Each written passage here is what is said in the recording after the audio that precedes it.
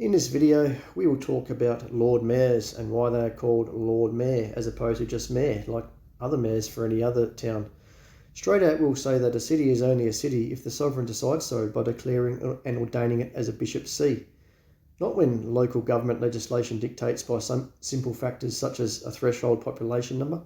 And there are only 6 cities where the mayor's status was truly raised to Lord Mayor by imperial monarchs Victoria, Edward VII and George V. And they are the capital cities of the states of the Commonwealth of Australia. And when we say by these imperial monarchs, they are the sovereign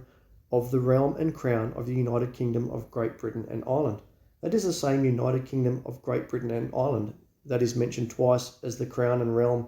in the Commonwealth of Australia Constitution, as proclaimed and gazetted, and also as a parent realm and crown to which the new imperial realms were created by His late Majesty George V, these being Australia, Canada, South Africa, Newfoundland, New Zealand and Ireland in 1927 by amending his royal style and title. And like Rockingham, Western Australia, we will use the city of Perth as the example for this video, so as also to help people understand it and learn more. This is also directed fairly and squarely at Basil Zempilas, the current and so-called Lord Mayor of the city of Perth.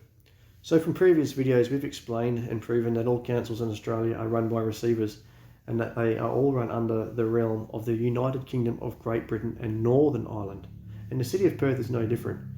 as we are quite certain that the Greek gonzo fake mayor Basil Zempilas sweared and affirmed his allegiance to King Charles III and prior to her death Elizabeth II, because Charles III, by the grace of God of the United Kingdom of Great Britain and Northern Ireland, and of his other realms and territories, king, head of the Commonwealth, defender of the faith. This includes the nation of Australia, but not the true Commonwealth of Australia. For the king who conferred the title of Lord Mayor in Perth in 1929 was His late Majesty George V, and he was the king of the United Kingdom of Great Britain and Ireland.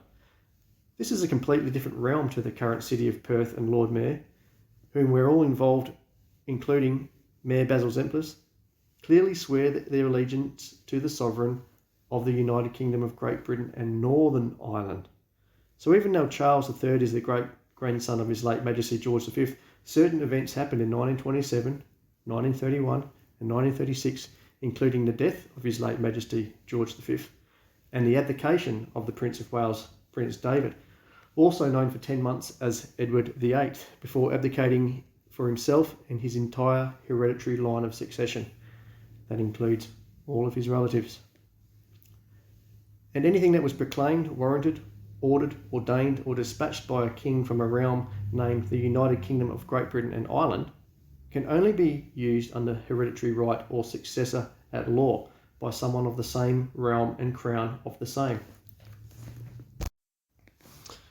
We are here to tell you that anyone calling themselves the sovereign of the realm and of the crown of the United Kingdom of Great Britain and Northern Ireland is neither the heir nor the successor to anything proclaimed, warranted, ordered, ordained, or dispatched by a king from the realm named United Kingdom of Great Britain and Ireland, such as His late Majesty George V did when in 1929 he sent a royal dispatch under the Royal Sign Manual of the United Kingdom of Great Britain and Ireland and was read out to the crowds at the Perth Town Hall by the Governor of Western Australia on the 100th anniversary of the founding of Perth. The dispatch read as, and I quote,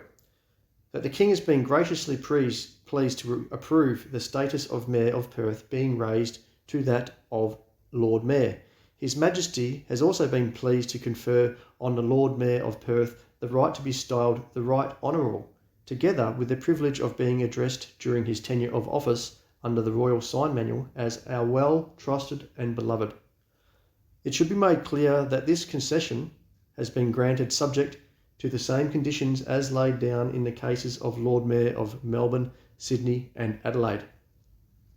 Have you ever heard of Basil Zempilas being styled as Right Honourable, or referred to by Queen Elizabeth or Charles III as our well trusted and beloved Lord Mayor? No, because they are not of the same realm, and also because they wouldn't even know who in God's name Basil Zempilas is. To them, Basil Zempilas sounds like a Greek salad dish. There is a man, though, who discovered that there is an Australian realm handed down by His late Majesty George V, and together with the Anzac who sacrificed themselves to become our fathers who art in heaven, the United Kingdom was born and came into being in 1934,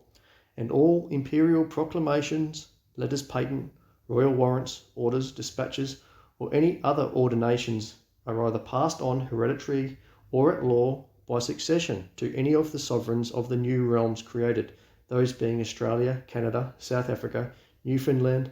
New Zealand, and Ireland. It is also the norm with the position of Lord Mayor of Perth that candidates are already accomplished in life and have no further ambition beyond that of being Lord Mayor and in it for the long haul. The last two Lord Mayors of Perth were in the position for 12 and 11 years respectively, so to hear that Basil Zempilas is planning to leave the City of Perth Council and run for the state seat of Churchlands at the next state election, it is a slap in the face to the voters of the City of Perth, who were under the reasonable impression that you too were in it for the long haul, and they are well within their right to feel aggrieved by you for using them as a stepping stone to what you believe are bigger and better things. It is quite a miracle that anyone with the name Zempilas could even be elected to anything above the rank of dog catcher in Perth. Remember Connor Fruiterer? Well, Basil's uncle was Connor Jailer, a former chief stipendiary magistrate of Perth, disgraced his name in the very courtroom every time he sat in there and opened his mouth. Never was there a more nasty, mean, rude and lonely magistrate who revelled in handing down excessive sentences, especially custodial sentences, and his remarks in the courtroom were a disgrace to the court that he presided over. So Basil, it looks like you have two choices here. You can, in a press statement, reveal that you and the City of Perth are dropping the title Lord Mayor for simply just Mayor, and thus reveal that the outfit running the City of Perth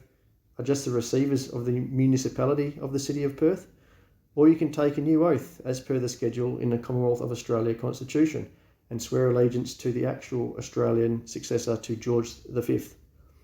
and holder of the Australian imperial crown. This is no different to use in Sydney, Melbourne, Adelaide, Brisbane and Hobart.